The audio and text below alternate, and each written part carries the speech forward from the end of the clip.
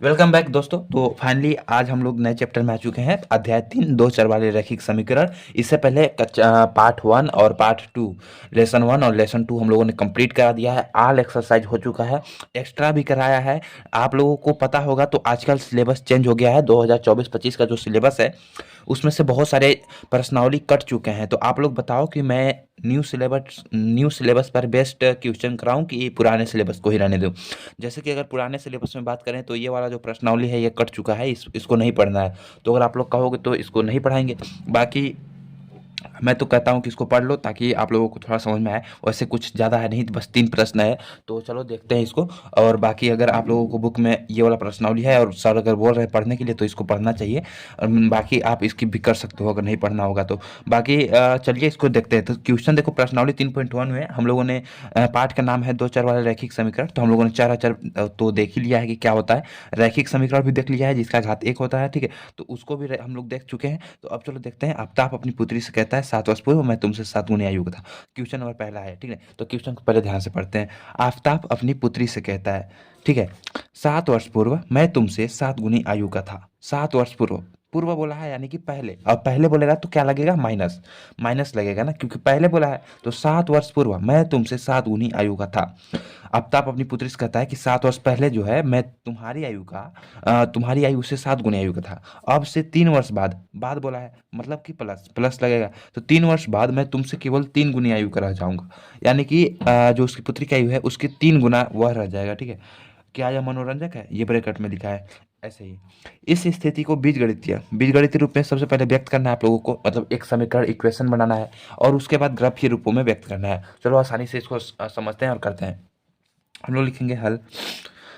तो आफ्ताब अपनी, तो सबसे पहले माना आफ्ताब की आयु क्या है? यक्स है। तथा उसकी पुत्री की आयु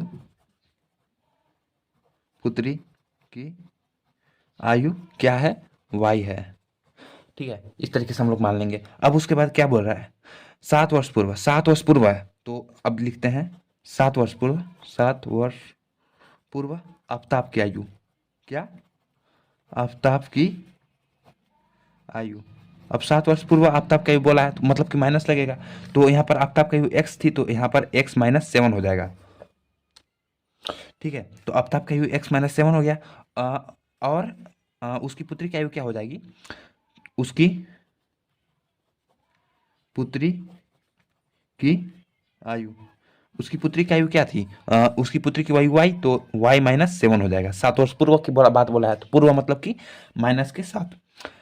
उसकी पुत्री का ही -7। अब यहाँ क्या बोल रहा है कि 7 वर्ष पूर्व, तो अब हम इस दोनों समीकरण को मतलब कि x-7 और y-7 को बराबर करेंगे ताकि हम पहला इक्वेशन प्राप्त कर सकें, पहला समीकरण बना सके। तो देखो यहाँ पर क्या है? आफ्ताब की आयु 7 वर्ष पूर्व क्या थी? 7 गुना थी अपनी पुत्री से। तो यहाँ पर हम लिखेंगे x-7 और y-7।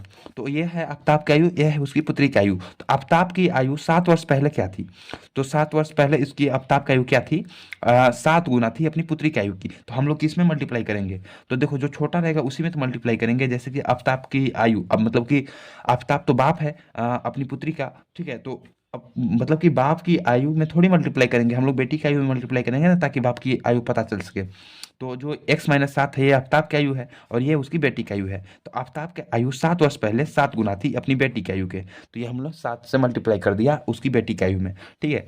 तो x-7 आ जाएगा बराबर 7y-7 इस तरीके से आ जाएगा। आप लोगों को समझ में आया? अब नेक्स्ट देखो यहाँ पर x-7 है बराबर 7y-49। तो अब हम देखें तो यहाँ पर क्या नजर आ रहा है आपको? तो यक्स है और ये इसको हम लोग क्या करेंगे? 7-7y है तो 7y यहाँ पर प्लस में है तो इधर आएगा तो माइनस में हो जाएगा। 7y माइनस में 7y बराबर बराबर -49 है और ये -7 है इधर में, और उधर को जाएगा। ये जब इधर जाएगा तो ये माइनस है तो प्लस में हो जाएगा, तो प्लस में 7 हो जाएगा ना। तो अब x-7y बराबर, देखो 49 में से 7 जाएगा तो क्या बचेगा? 49 में से 7 जाएगा तो बचेगा हमारा 42। लेकिन यहाँ पर माइनस जो है बड़ा है तो माइनस का चिन्ह आ जाएगा, ठीक है। इस तरीके से तो ये हमारा पहला इक्वेशन बन चुका है। आप लिखेंगे समीकरण फर्स्ट, मतलब कि फर्स्ट समीकरण, ठीक है। तो अब हम इस वाले समीकरण से दो जो कोऑर्डिनेट है, मतलब कि जो बिंदु है, दो में मतलब कम से कम दो बिंदु प्राप्त करेंगे, ठीक है। दो कोऑर्डिनेट प्राप्त कर लेंगे ताकि हम लोग ग्राफ के रूपों में व्यक्त कर सके। तो देखो यहाँ पर x-7 है, तो इसको अभी करें नहीं, अभी 3 वर्ष जो दे रखा है ना, इसको कर लेते हैं, उसके बाद हम लोग कोऑर्डिनेट ज्ञात करेंगे, मतलब कि दो बिंदु ज्ञात करेंगे, उसके बाद हम लोग ग्राफीय विधि से हल भी कर देंगे। ओके, तो अब चलो देखते हैं। माना ये 7 वर्ष पूर्व था, 7 वर्ष पूर्व। अब क्वेश्चन में अब से 3 वर्ष बाद, मतलब कि बाद बोला है प्लस, तो अब से 3 वर्ष बाद, अब से 3 वर्ष बाद, अब से 3 वर्ष बाद, तो क्या होगा कि आफ्ताब के आयु जो है अब से 3 वर्ष बाद, मैं तुमसे, मतलब कि आफ्ताब की आयु अपनी बेटी की आयु के 3 गुना रह जाएगा। तो अब से 3 वर्ष बाद क्या हो जाएगा, एक्स था आफ्ताब की आयु एक्स, तो x+3 हो जाएगा। उसकी पुत्री की आयु, उसकी पुत्री, पुत्री पुत्री की आयु, आयु क्या हो जाएगा, y+3। मतलब कि बाद बोला है ना, 3 वर्ष बाद, तो अब से 3 वर्ष बाद x+3 तथा उसकी पुत्री की आयु y+3। तो अब हम लोग इसको बराबर करेंगे, तो x+3 y+3 लिख लेंगे। अब देखो ये बाप की आयु है, ये बेटी की आयु, तो हमको बाप की आयु को तो मतलब बेटी में ही मल्टीप्लाई करेंगे ना, बेटी छोटी है तो इसमें मल्टीप्लाई करेंगे। तो क्या है कि अब से अब से 3 वर्ष बाद मैं तुमसे केवल 3 गुनी आयु करा दूंगा, मतलब कि हम लोग किस चीज़ से मल्टीप्लाई करेंगे, यहाँ 3 गुनी रह जाएगा, तो 3 से मल्टीप्लाई करेंगे पुत्री की आयु में, ठीक है। पुत्री की आयु में 3 से मल्टीप्लाई करेंगे, तो x+3 बराबर 3y+3 की 9।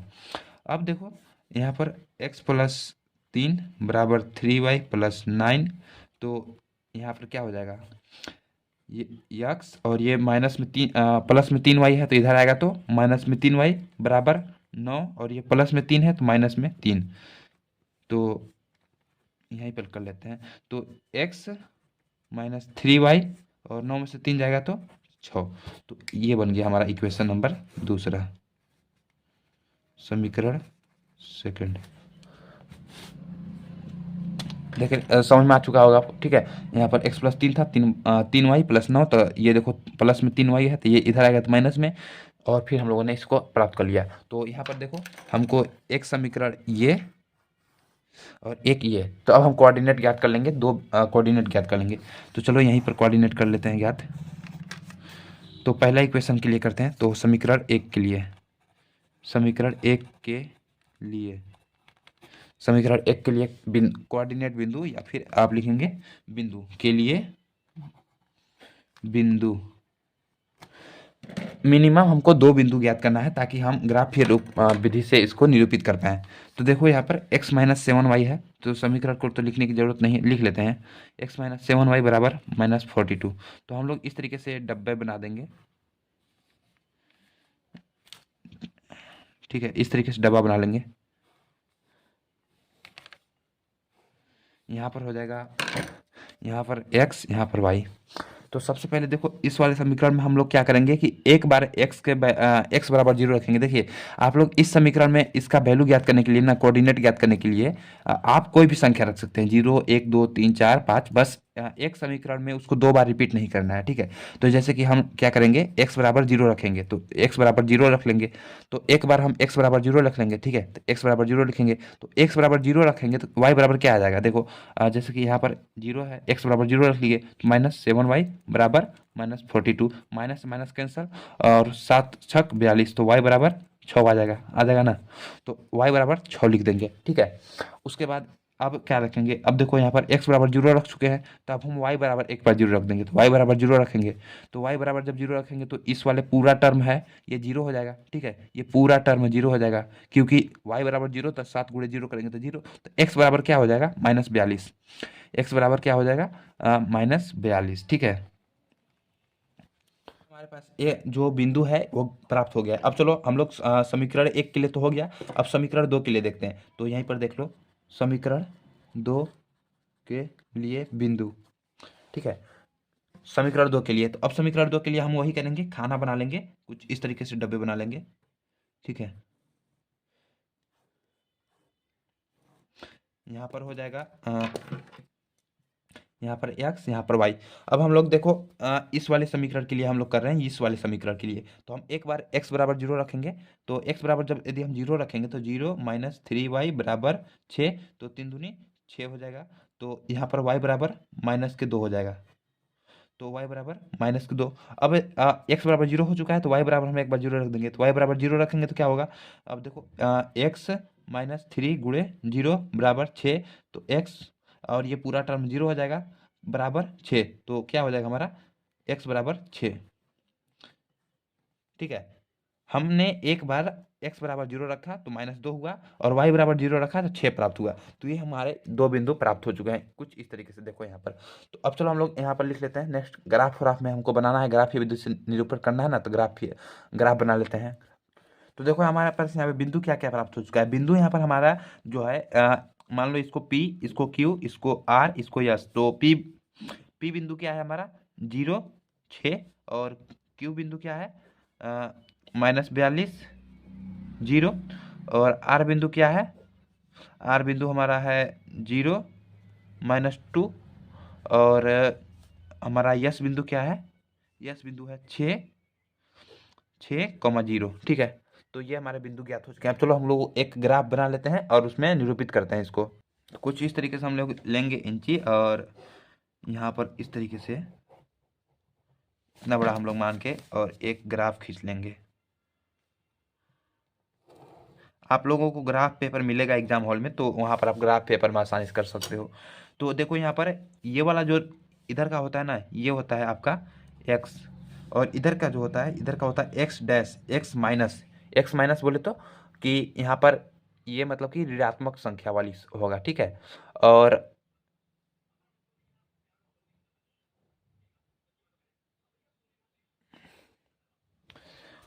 ये वाला है, ये है y, और ये है y डैश बोले तो ऋणात्मक होगा, y का वैल्यू इधर ऋणात्मक होगा। और यहाँ पर होता है जहाँ पर x और y आपस में काटती है उसको बोलते हैं मूल बिंदु, और मूल बिंदु होता है 0। ठीक है, मूल बिंदु क्या होता है 0। तो अब चलो हम लोगों को यहाँ पर इसमें देखो अधिकतम क्या है, यहाँ पर x बराबर -42 दिखाई दे रहा है, मतलब कि हमको -42 तक यहाँ पर ले जाना पड़ेगा, और बस -42 है। तो अब चलो हम लोग इस तरीके से इसमें निरूपित करते हैं ताकि -42 भी आए। तो यदि हम 10-10 के अंतराल में ले लें तो हमारा काम हो जाएगा। तो हम चलो 10-10 के अंतराल में ले लेते हैं। तो यहाँ पर मान लो 10 ये हो गया, और ये हो गया 20, ये हो गया 30, ये हो गया 40, और ये हो गया 50, और इधर का ये हो गया माइनस के 10, और ये हो गया -20, ये हो गया -30, और ये हो गया -40। ठीक है, -40 ये हो गया। अब उसके बाद एक्स डैश है, तो इसको भी ले लेते हैं। तो ये हो गया -10, ये हो गया -20, ये हो गया -30, और ये हो गया -40।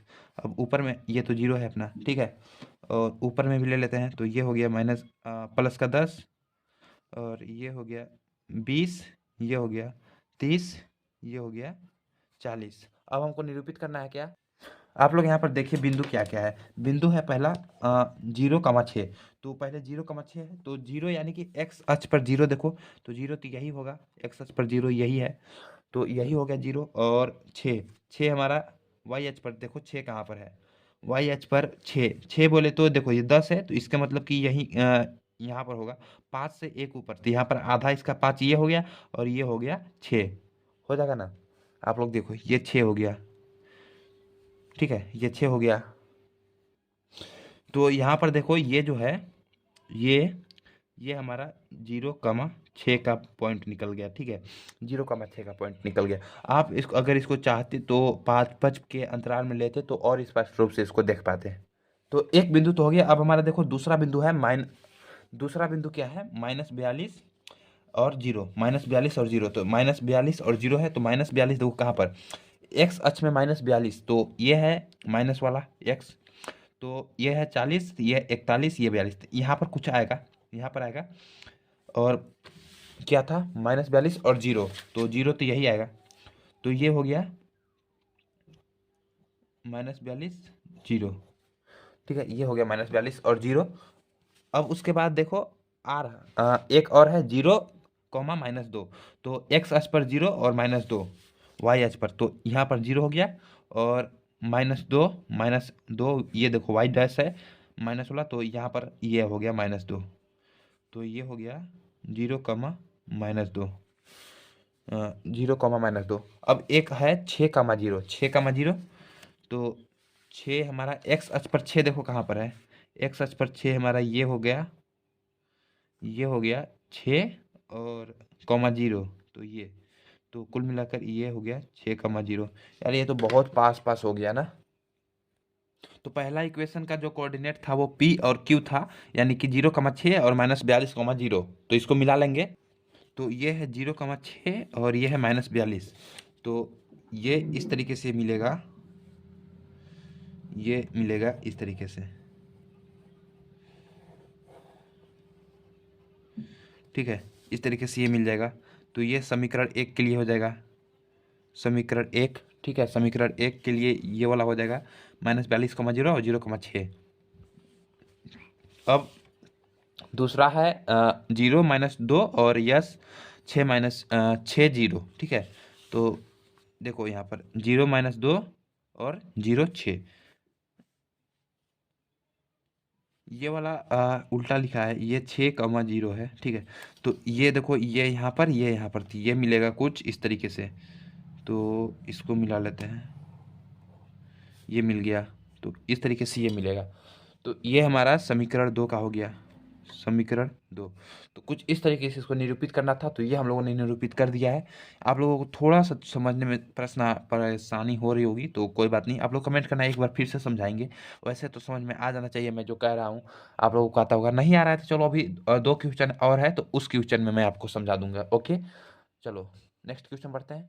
देखिए दूसरा क्वेश्चन है, क्रिकेट टीम के एक कोच ने 3900 रुपये में 3 बल्ले तथा 6 गेंदें खरीदी। बाद में उसने एक और बल्ला खरीदा और उसी प्रकार की 3 गेंदें खरीदी, लेकिन इस बार 1300 में खरीदी। इस स्थिति को बीजगणितीय रूप में तथा ज्यामितीय रूप में व्यक्त कीजिए। तो सेम इसी तरीके से यहाँ पर 2 कंडीशन दे रखे हैं, तो हम लोग 2 इक्वेशन बना लेंगे और 2 इक्वेशन बनाने के बाद उसको कोऑर्डिनेट ज्यामितीय ग्राफीय रूप से ज्यामितीय रूपों में व्यक्त करेंगे। ठीक है, तो चलो अब हम लोग यहाँ पर हल लिखेंगे। तो पहले एक खोज है, तो हम मानेंगे कि माना बल्ले की संख्या बराबर x, गेंदों की संख्या बराबर y। तो इस तरीके से हो गया। तो अब हम लोग देखो पहला कंडीशन क्या है, 3900 में 3 बल्ले तथा 6 गेंदे। तो बल्ले मतलब कि x, तो 3x, 3 बल्ले। ठीक है, बल्ले है x और 3 बल्ले है, तो 3x प्लस 6 गेंदे मतलब कि y, तो 6y बराबर 3900 में खरीदा है। कितना में? 3900 में। तो इस तरीके से हम लोग 3900 लिखेंगे। उसके बाद ये हमारा तो बन गया इक्वेशन नंबर, मतलब कि एक समीकरण बन गया ना। अब कंडीशन नंबर दूसरा देखिए क्या बोल रहा है कि उसी तथा उसी प्रकार के बाद में ठीक है, बाद में उसी प्रकार के 3 गेंदे, उसी प्रकार के एक बल्ला, मतलब कि इस बल्ला बराबर x है, तो एक बल्ला मतलब कि x प्लस एक बल्ला तथा उसी प्रकार की 3 गेंदे मतलब कि 3 गेंदे, तो गेंदे क्या है? y। तो 3y बराबर कितने में खरीदा? 1300 में खरीदा, 1300 में खरीदा। इस स्थिति को, तो ये हमारे पास देखो दूसरा इक्वेशन बन गया ना। तो अब इस स्थिति को हमको बीजगणितीय रूपों में व्यक्त करना है। तो चलो अब इसको सबसे पहले तो इसका कोऑर्डिनेट ज्ञात कर लेते हैं, मतलब कि 2 बिंदु इसका ज्ञात कर लेते हैं। तो समीकरण 1, मतलब कि समीकरण फर्स्ट पहले देखो, समीकरण फर्स्ट क्या है? 3x प्लस 6y बराबर 3900। तो इसको डब्बा बना लेंगे कुछ इस तरीके से, बना लिए। ठीक है, अब हम लोग यहाँ पर x, यहाँ पर y, एक बार क्या करते हैं कि x बराबर 0 रख देते हैं। ठीक है, तो x बराबर 0 रख देंगे। तो x बराबर 0 रखेंगे तो ये वाला था टर्म 0 हो जाएगा। तो y बराबर हो जाएगा 3900/6। तो 3900/6, तो इसको काटो तो छः पच्चे 30, छठा के 36 और बचा 3, तो 650। तो y बराबर 650 हो जाएगा। अब यदि हम y बराबर 0 रखें तो इसका y बराबर 0 रखेंगे तो 3, y बराबर 0 रखेंगे तो कट जाएगा क्या, 3 3 39। हाँ, कट तो जाना चाहिए। तो एक बार हम लोग y बराबर 0 रखते हैं, ठीक है। तो y बराबर 0 रखेंगे, तो देखो y बराबर 0 रखेंगे तो 6 × 0 यानी कि ये वाला टर्म 0 हो जाएगा। तो ये वाला टर्म पूरा 0 हो जाएगा, तो इसका मतलब x बराबर 39/3। तो 39/3 बोले तो 3 3 39 होता है ना, 3 3 39, तो ये हो जाएगा 1300। तो इसका हमको कोऑर्डिनेट मिल गया 0 और 650 और 1300 और 0। एक कोऑर्डिनेट ये हो गया। अब चलो इक्वेशन नंबर दूसरे के लिए देखते हैं। इक्वेशन नंबर दूसरा के लिए कोऑर्डिनेट, ठीक है। तो इसको ये समीकरण 2 के लिए, समीकरण 2 के लिए एक्स वाई, तो चलो अब x बराबर 0 रखते हैं, ठीक है। तो x बराबर 0 रख लेंगे तो y बराबर 1300 आ जाएगा, y बराबर 1300 आ जाएगा। अब यदि हम y बराबर 0 रखते हैं, y बराबर 0, तो x बराबर 1300 आ जाएगा। तो y बराबर 0 तो x बराबर 1300। गाइज हम लोगों ने शायद मिस्टेक कर दिया है। देखो यहाँ पर हम लोगों ने जब x का वैल्यू यहाँ पर समीकरण 2 में 0 माना, तो यहाँ पर y बराबर, यदि हम x बराबर 0 रखेंगे प्लस 3y बराबर 1300, तो हमारा y बराबर 1300 नहीं आएगा। y बराबर आएगा 1300 डिवाइडेड बाई 3। तो ये पूरे पूरा कटेगा नहीं, तो हम लोगों को यहाँ पर ये मानने का कोई फायदा है नहीं। तो हम लोगों ने यहाँ पर ये गलती किया है। तो इसको हम लोग क्या मानते हैं, यदि मान लो x बराबर यदि हम 100 मान लें तो 100 मानेंगे तो भी नहीं कटेगा, कट जाएगा, हाँ कट जाएगा।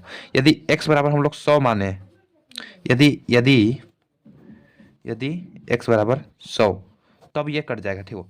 तो हम लोग x बराबर 100 मानेंगे, तो x बराबर यदि 100 मानेंगे, अरे ये 1000 हो गया, ये 100, तो y बराबर क्या हो जाएगा, y बराबर हो जाएगा यहाँ पर 1300 माइनस 100/3, यही होगा।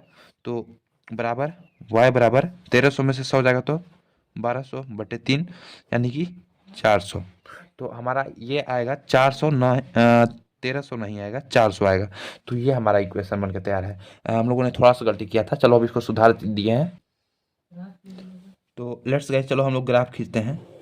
ये हो गया एक, और इधर को खींच लेंगे हम लोग।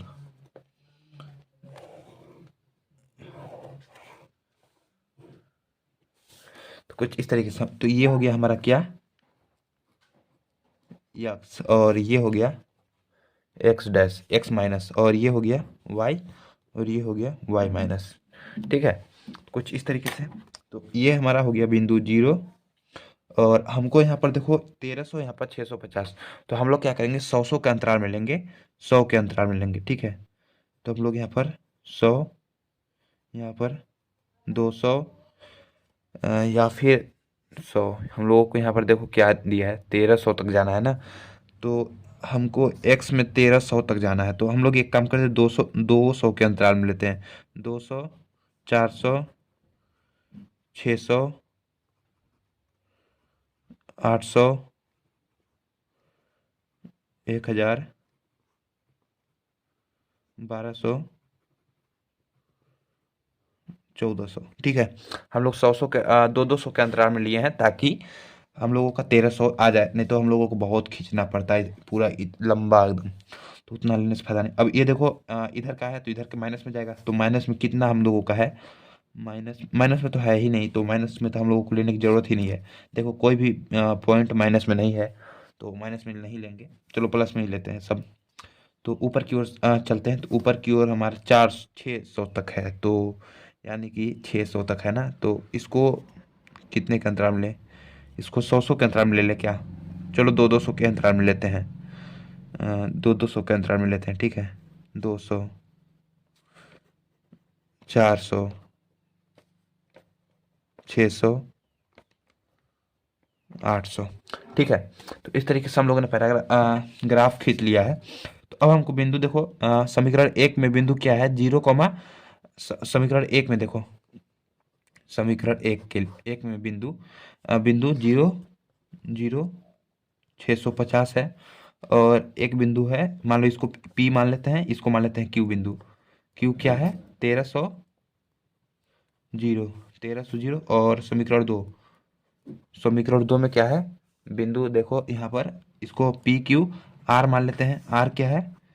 100 और 400, 100 400। और यस मान लेते हैं इस वाले को, तो ये है 1300 जीरो। ठीक है, तो इस तरीके से बिंदु हमको पता चल गया। तो अब देखो यहाँ पर पहला बिंदु हमको समीकरण 1 के लिए जीरो, तो जीरो तो ये रहा। और 650, तो मतलब कि वाई एच में 650, तो 650 तो दो दो सौ के अंतराल में है ना, तो 650 हमको लेना है। तो ये यहाँ पर आएगा 100, मतलब कि 700 आएगा यहाँ पर, 700 आएगा। तो इसके बीच में ये रहा, ये हो जाएगा 650। ये, तो ये हमारा जो बिंदु है, ये हो जाएगा 0,650, यानी कि P बिंदु।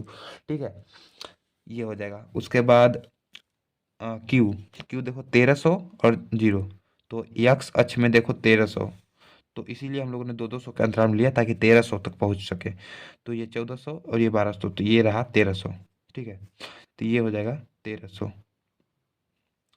तो अब देखो यहाँ पर ये रहा जीरो 650, और ये हो गया 1300 और जीरो, तो ये हो गया 1300 जीरो।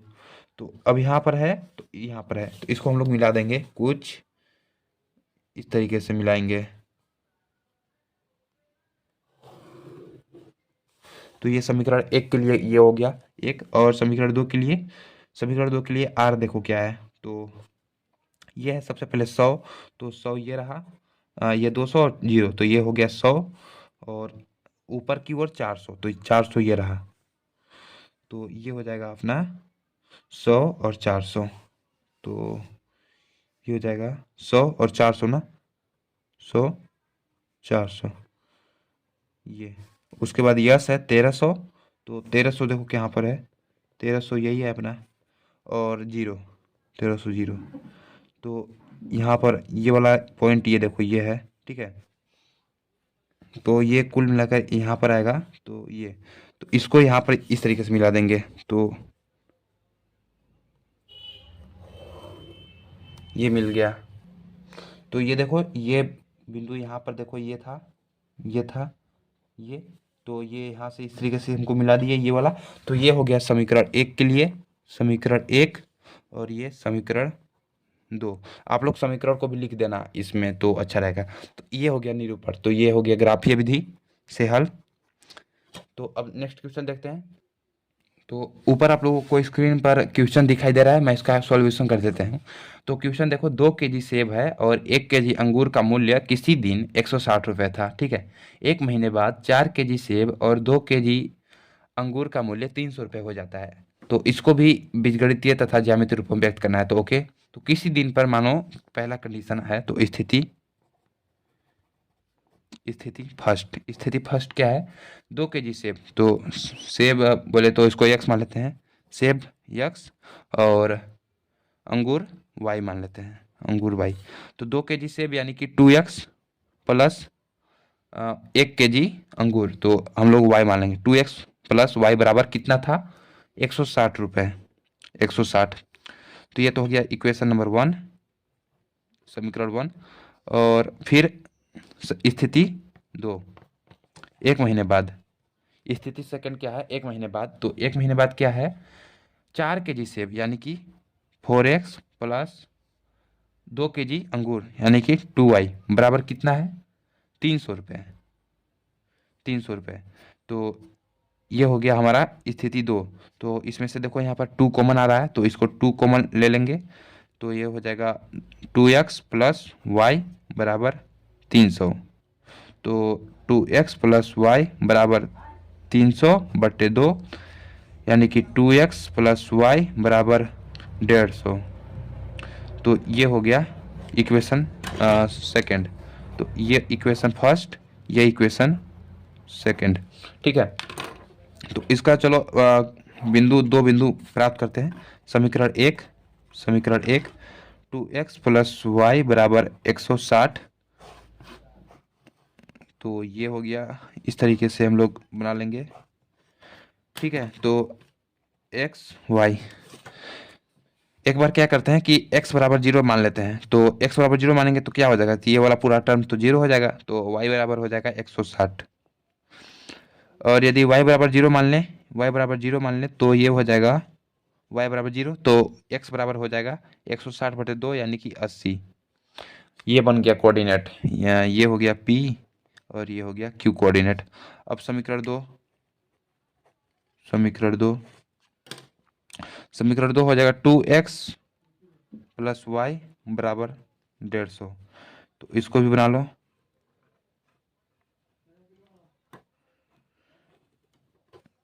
एक्स वाई, ठीक है, तो x बराबर 0 मान ले। इसमें यदि हम x बराबर 0 मान लेते हैं, ठीक है, तो x बराबर 0 तो ये हो जाएगा y बराबर 150। और यदि y बराबर 0 मान ले तो 2x बराबर 150 यानी कि x बराबर 75। तो ये कोऑर्डिनेट बन गया। तो चलो अब इसको ग्राफीय विधि से इसको निरूपित करते हैं। तो यहाँ पर आप लोग कोऑर्डिनेट में कहीं पर माइनस है नहीं, तो हम लोग माइनस वाला को नहीं लिखेंगे। तो चलो अब ये हो गया y और ये हो गया x, ये हो गया 0। ठीक है, तो अब हम लोग कोऑर्डिनेट देखो लिख लेते हैं। समीकरण 1, समीकरण 1 के लिए क्या हो जाएगा, कोऑर्डिनेट p मान लेते हैं। तो p बराबर 0 और 160 और q मान लेंगे, तो q बराबर 80। और समीकरण 1 देखो, p बराबर 0 और 160 और q बराबर 80,0। ठीक है, उसके बाद हमारा ये देखो है समीकरण सेकंड के लिए। तो समीकरण सेकंड क्या है, पी क्यू, तो आर मान लेंगे। तो आर हमारा हो जाएगा 0 और 150, 0 150। और आर यस क्या हो जाएगा, यस हो जाएगा 75 0। ठीक है, तो ये हमारा कोऑर्डिनेट मिल चुका है। अब चलो इसको निरूपित करते हैं फटाफट। तो पहले यहाँ पर हम लोग देख लेते हैं कितने का अंतराल में है। तो यहाँ पर 80 50 100 यानी कि इसको 50-50 का अंतराल में लेते हैं। 50-50 का अंतराल में लेंगे तो ज़्यादा अच्छे से निरूपित कर पाएंगे। तो 0 ये हो जाएगा 50 और ये हो जाएगा 100, ये हो जाएगा 150 और ये हो जाएगा 200। चलो अब बस इतना करते हैं कहीं, क्योंकि मुझे बड़ी संख्या यहाँ पर दिख नहीं रहा, तो इतना में काम हमारा हो जाएगा। तो ये हो गया 50, ये हो गया 100, ये हो गया 150, ये हो गया 200। ओके, तो अब इसको निरूपित करना है फटाफट। तो पहला बिंदु P है, क्या है, 0 160। तो 0 तो ये रहा, और ऊपर 160 देखो, तो ये 150 है, तो ये हो गया 160। एक्स अक्ष में ये है गया 0 और 160 हो गया ये वाई अक्ष में ऊपर, ये हो गया। तो ये हमारा हो गया, ये वाला बिंदु हमारा क्या कहलाएगा, 0 160। ठीक है, उसके बाद क्यू बिंदु है 80 और 0। तो 80 देखो इसमें, तो ये हो गया 80 50 और 100 के बीच में ये है। तो 80 हमारा कहीं इस यहाँ पर आएगा। ठीक है, यहाँ पर आएगा, ये 75 ये 80।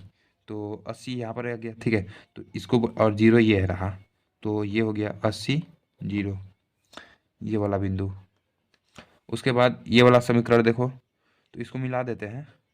तो इसको मिला दें, तो इसको मिलाने पर ध्यान से मिलाइए आप लोग, ग्राफ पेपर में आप लोग अच्छे से मिलाइएगा। तो इस तरीके से ये मिल जाएगा। ठीक है, ये मिल गया। अब उसके बाद समीकरण 2 को निरूपित करते हैं। आर 0 है, तो 0 तो ये रहा, और 150 ऊपर, ऊपर 150 मतलब यहाँ पर है, ये देखा, ये रहा 150 वाई एच में। उसके बाद ये तो इसको लिख लेते हैं। ये बिंदु हो गया हमारा 0 150।